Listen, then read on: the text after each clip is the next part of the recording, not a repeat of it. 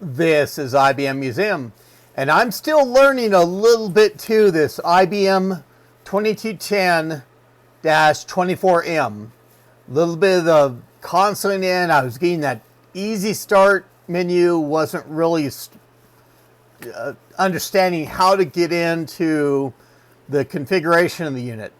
Now, one of the big issues is that normally this goes through and when it boots up, it actually grabs a configuration file from a server that's set up. And clearly I don't have that instance set up here, but I have learned how to get a little bit further into the process of a config prompt and going through that. So let's go through and bring that up.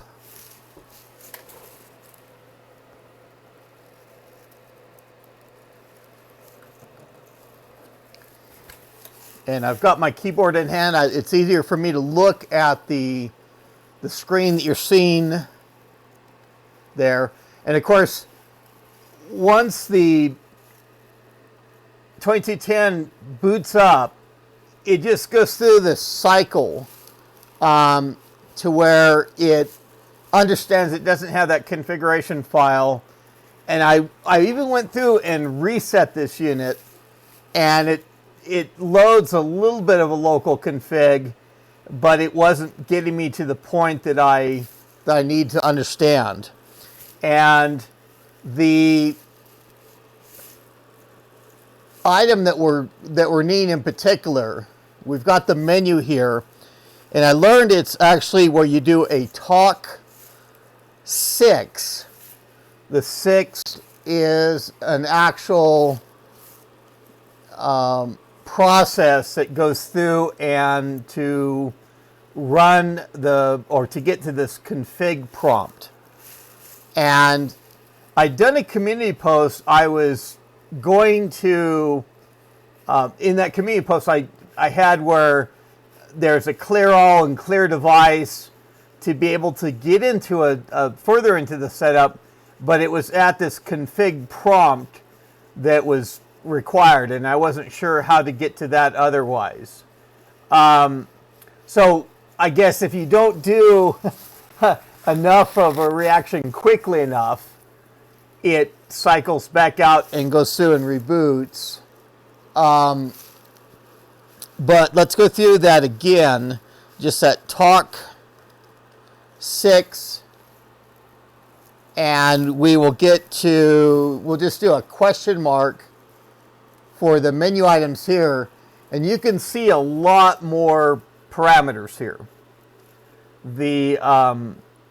And they're recommending from the config prompt before to go through and do a clear all.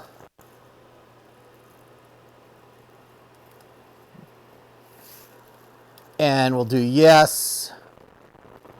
Okay, and then we can do a clear device.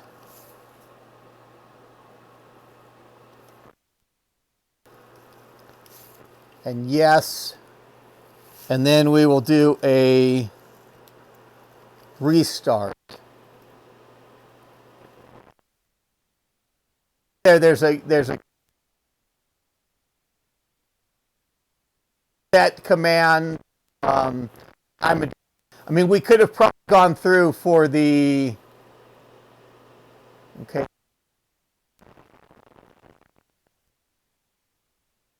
start. We've gone back through command before.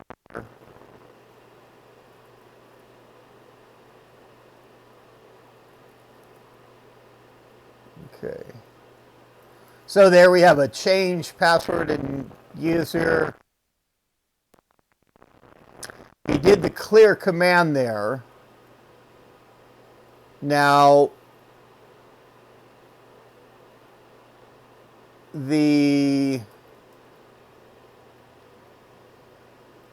can we do a list? And maybe now, maybe that clear command got me into a case where I just that it'd been nice to see. And so we list configuration. Yeah, maybe it'd have been nice to see the prior config before we went through and did that. Since now we're able to go in and see a little bit more of the configuration items.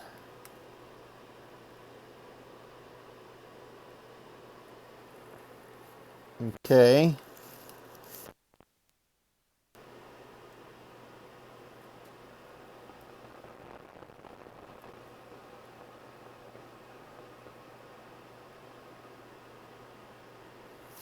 Okay, and then what was some of the other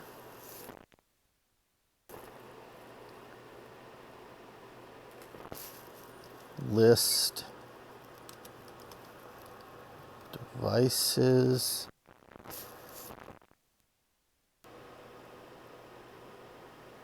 Okay, so there.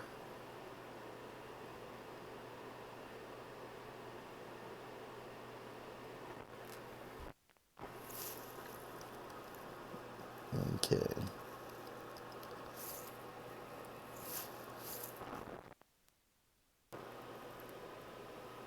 Okay. So again, I went through and I probably cleared that information a little bit earlier than I wanted to, but I was just thinking of trying to get into the config area.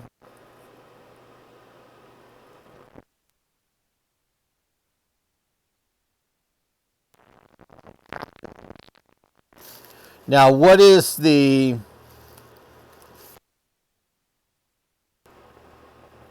network?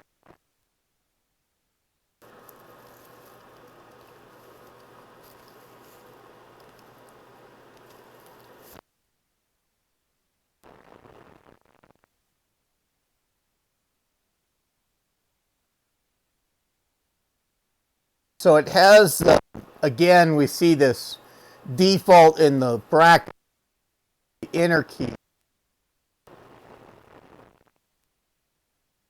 Goes through and two steps in.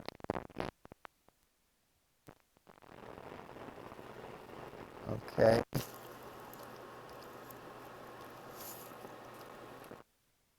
Okay, and exit steps us back out. So if we're doing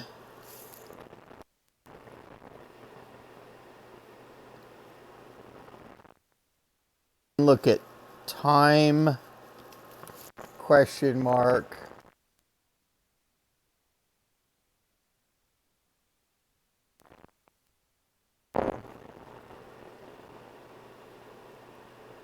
I thought we did time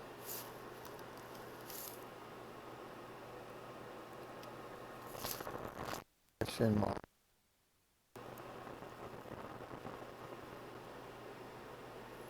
Okay, so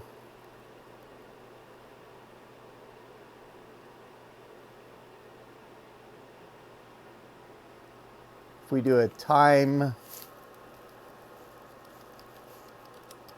set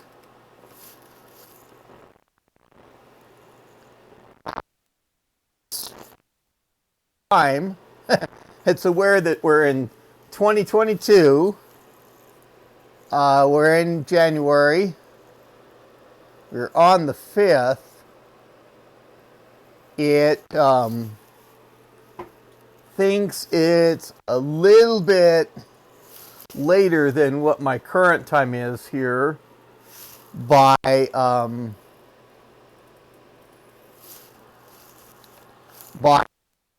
couple or a few hours. And I'm actually right at the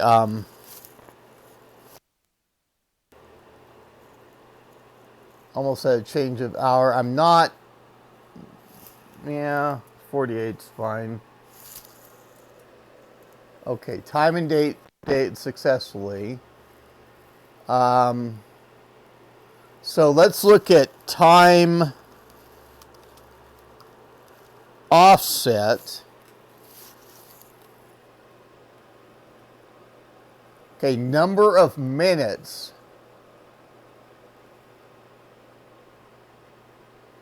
So 60 times 7, or 60 times -7. So, and so 560, -560 for my, and I guess that's for occasions, and so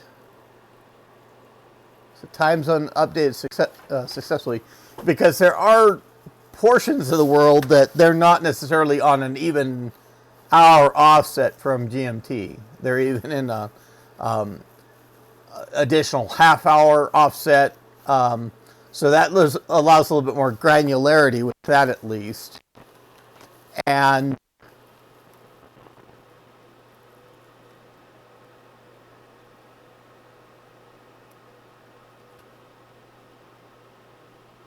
not sure. I wonder if the host, do they have a network time server? Oh, they do.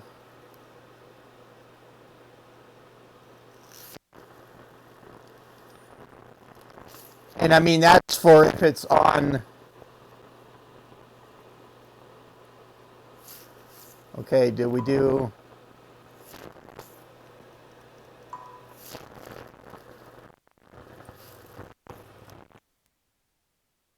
Control P.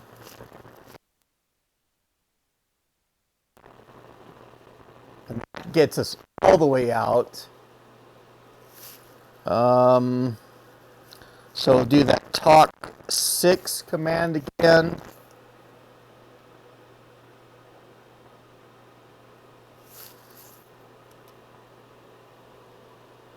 Okay, that took us all the way back into the config. Yeah. So at least we know that it does even do a network time server. Fancy enough there. And I think other than that, let's just look at this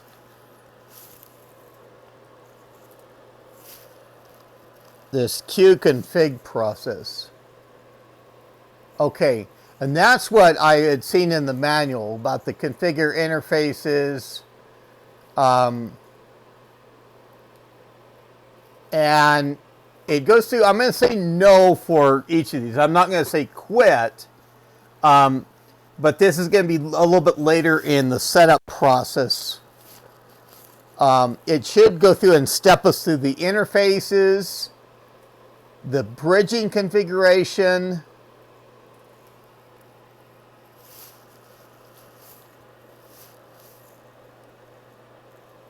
okay, protocol configuration, and this will be interesting to see at a time to go through and set this up further.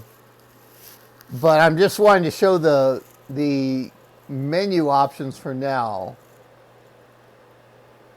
And the booting configuration. So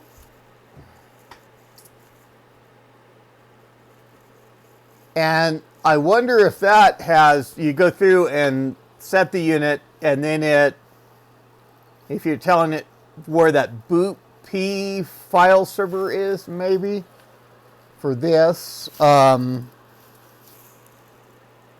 Let's just take a look at that. We'll leave yes in the brackets. So previous boot information.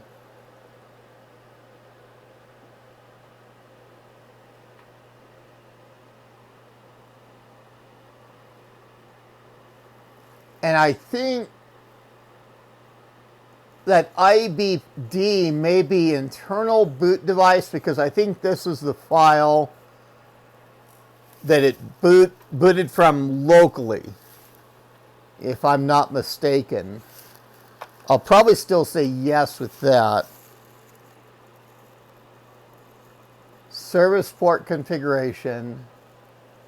And this would be adjusting baud rate and other things. It's interesting enough that there's a port on the front that's labeled that service 2, as I identified in a previous video. That's for the console port. And there's actually lights on the other side of this unit. I mean, that's one of the unfortunate things of video with this aspect, that there's indicator lights of just, and there's no other ports otherwise, but there's a light for service 1. And I think that that's ultimately a telnet indication. If somebody's telnetted into the unit, it goes through and would light effectively that up, just as it has the LED lit for my service 2 console port right now. And I'm not really wanting to change the console configuration necessarily. And so for that, I could go through and assumably that would take me through even telnet options as well. Okay. And restart the router for this configuration. We can probably just say yes to that. And I really did nothing more than changing the time in this session. I don't know if I would have been able to view necessarily the existing configuration, but I went through and cleared it, which is no matter. If I'm able to go through and set this up later on, IP information is easy enough for me to derive. Going through, and the protocols will be easy enough for me to define from there, be it TCP or some other something else I may want to go for on the token ring side. On the Ethernet side, I of course probably want to match the Ethernet network that I have and get that set up. That should be easy enough to do, and that will be probably a TCP side. So really a lot of those parameters I know. I just want to actually make sure that this thing is able to go through and to effectively, I can set the configuration on it and be able to boot from that local device. I don't have that boot P, and I just have to find out if this device is capable of going through, and it should hold the configuration on the device by everything I've read. And so, you know, hopefully we're gaining some ground. I didn't really expect to get into that config process. You know, I don't know. You can let me know in the comments if I was better off to go through and I should have displayed a little bit more of the running config of this router to see how it had been set up prior. All we saw was that we didn't even see the time offset, but the clock time was leading by a few hours, maybe East Coast, United States. I can't remember where I got this device from. And I'm just learning more about it. I speculated in the other video that I talked about the front panel of the unit and the aspect of this expansion port. And I've since learned on that this is for a ultimately an ISDN BRI board. There's two available modules that will go in this for the other units, other than the 24M unit that I have. That's actually the only bridge device of that 2210 line. There's many, many submodels, and in the pages I've linked before, they go over all the appearance of those and what ports that they have on them. So I have a complete enough unit. I do have an IBM insider that has told me that he's given me a little bit of insight of the just the origins of the unit and why it has those copyright dates from University of California and things like that.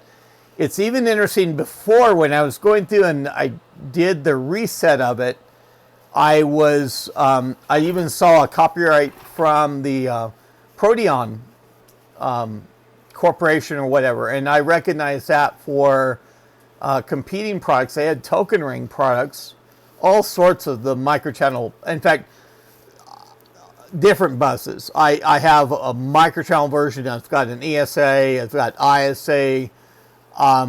They did so many varieties of those Proteon adapters, and it's funny because those adapters side by side, I'll have to pull them out sometime, of just how the similar chipsets and features on those appear, that you can see that they're, of course, from a single corporation. But it's been an interesting dive into this unit, and I think, the next time going through, I was just interested in clearing the configuration and getting to that config prompt, and it got me farther. So I've kind of seen a little bit more of the basic setup, and I think I can go forward enough to where I can have a running config on this that doesn't require it to grab that configuration file from a server. Something like that is nice. And they talk about, IBM refers to a configuration program that you can run, that they issued. My hopes of finding at this point, that is probably pretty slim. There's these manuals and things like that documented. I don't know if something like that is imaged out there online to find. There was actually downloadable packages to put on these units and things like that. That's probably just not gonna happen. But the reason for those, for a computer configuration, and we've seen that with the other units that we've covered, the from IBM, of course, with the 5394, the 5494, they have those diskettes in there, and you can go through and have a configuration saved to the diskette. The reason for that is just that you could have a whole bunch of different configurations.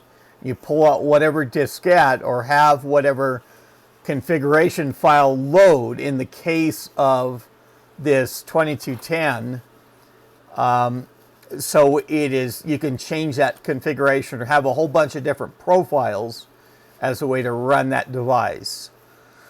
So I certainly hope it was informative to viewers. It was a little bit informative to me, to where I could see this. I'm not even touching this unit otherwise when I'm not recording. I think it's good enough to start the recording and go in there and learn at the same pace as my viewers effectively. I can contrast that with a little bit of my experience with related network gear and how that's configured, even other IBM devices. But just going through there, and maybe it's doing a little bit of stumbling. I don't know. I feel I'm learning. But if you enjoy the video, click on that like button, please. Subscribe to my channel if you have not done so already. I've been amazed in the last couple days of just this, a little bit more of a steady tick of subscribers. And I realize as I approach 1,000, YouTube goes through and it does put a little bit more of a priority on a creator like that, and their videos start being seen out there, not necessarily as a result of searches, although things like that come up that way, but just YouTube gives a little bit more prominence to the videos from that once you get around that 1,000 subscribers. So hopefully I'm seeing a little bit of uptick in subscribers that reaching 1,000 and going above that will be a little bit more of easier, less of a challenging one it's been in the past, of course. But, you know, that's all I have for now. This is IBM Museum. Thank you.